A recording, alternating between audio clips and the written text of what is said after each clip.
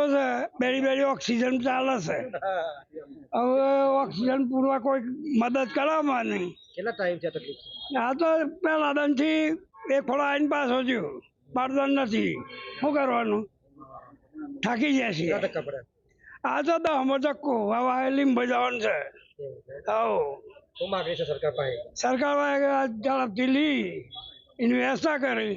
આગળ શું વાવેતર કરવાનું છે? આગળ વાવેતર મગફળીનું. મગફળી. હા, આ નહીં થાય તો મગફળી વાવેતર લેટ થાય. પૈસા આવું તો મગફળી વાવે કે મગફળી વગર તો નથી પૈસા વગર. હા બરોબર. સીધી વાત છે ના તો. હા, ટેકાના ભાવે ઘઉં વેચવા માટે આવેલ જ છે અને કાલે મારે મેસેજ મળેલા છે અને અમે લીંબોઈ ગયા એ લીંબોઈ ના પાડી અને લીંબોઈથી મોડાસા મોકલ્યા છે. તો અમારે ઝડપી લેવાય તો અમારે તો હજુ સુધી બે રહેવાનું ગરમીમાં ઉંમર 74-75 વર્ષ થયો છે તો આટલી ઉંમર ક્યાં બેહવું એ પણ પ્રશ્ન છે. તો અમારે ઝડપી લેવાય એવું ઈચ્છે છે. કેટલા ઘઉં છે તમારા? કેટલા મારે 55 હોમણ.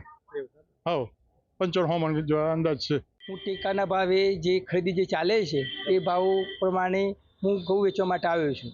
તો ગઈકાલનો આવ્યો છું પણ હજી થોડું કામ ધીમે ચાલે છે. થોડું ઝડપથી થાય અને બીજા ખેડૂતોને લાભ મળે એ માટે હું માગણી કરી રહ્યો છું. ગામમાં કેટલા ખેડૂતો? હા, તો ગામમાં લગભગ 6-7 ખેડૂતો બાકી જ રાહ જોઈ રહ્યા છે કે જે ઝડપથી થાય તો અમારો નંબર ઝડપથી આવી શકે. અને તેમાં નંબર આવી ગયો છે ત્યારે તોલવાનું ચાલુ જ છે. એક ટ્રેક્ટર તોલાવી, બીજું ટ્રેક્ટર તોલાવી, બીજા ટ્રેક્ટર તો વેટિંગ મૂવ જ છે. તો ઝડપથી થાય એટલું કામગીરી માગણી કરીએ છીએ. 10/4/2026થી અત્રેના મોડાસા સેન્ટર ખાતેથી MSP ઘઉંની ખરીદી ચાલુ કરવામાં આવેલ છે. તે અત્યાર સુધીના સમયગાળા દરમિયાન 81 મેસેજ કરવામાં આવેલ છે ખેડૂતોને. તે પૈકી 32 ખેડૂતો અત્યારે અહીંયા માલ લઈને આવેલ, તેમની ખરીદી થયેલ છે. અને વચ્ચે થોડા સમય બારદાનની અછતના કારણે બંધ હતું, તે રેગ્યુલર 2 દિવસથી ચાલુ થયેલ છે. બારદાન નવા આવેલ છે એટલે અંદાજે કેટલા ટાઈમમાં પૂર્ણ થઈ શકે છે? આ ખરીદી છે આગામી 15-20 દિવસોમાં પૂર્ણ કરવાની લક્ષ્યાંક છે. અરવલ્લી જિલ્લામાં છેલ્લા 1 મહિનાથી જે ટેકાના ભાવે જે ઘઉંની ખરીદી થઈ રહી છે, જેમાં પુરવઠા વિભાગ દ્વારા જે ખરીદી કરવામાં આવી રહી છે.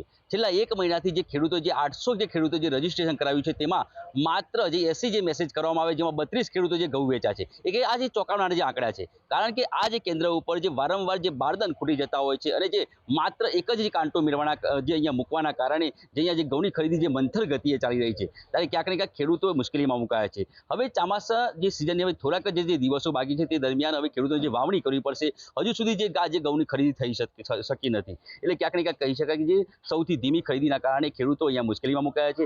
આ જે કેન્દ્ર ઉપર અહીંયા જે પાણીની વ્યવસ્થા જોવા મળતી નથી અને ખેડૂતોને જે બેઠકની વ્યવસ્થા પણ જોવા મળતી નથી. એટલે ક્યાંક ને ક્યાંક કહી શકાય કે પુરવઠા વિભાગ દ્વારા જે આગોતરું જે આયોજન કરવું જોઈએ તે આયોજન કરવામાં નથી આવ્યું. જે મોડાસા તાલુકાની અંદર જે માત્ર એક જ કાંટો છે તેની સામે હજુ સુધી જે 700 જેટલા જે ખેડૂતો બાકી છે. એટલે કહી શકાય કે હજુ સુધી જે ખેડૂતોની જે ખરીદી જે ધીમી ગતિએ ચાલી રહી છે, ત્યાં ક્યાંક ને ક્યાંક ખેડૂતો મુશ્કેલીમાં મુકાયા છે. ત્યારે પુરવઠા વિભાગ દ્વારા વહેલી તકે જે ખેડૂતોને જે મેસેજ કરવામાં આવે, સૌથી વધુ જે કાંટા મૂકવામાં આવે તેવી ખેડૂતો માગણી કરી રહ્યા છે. સંકેત પટેલ.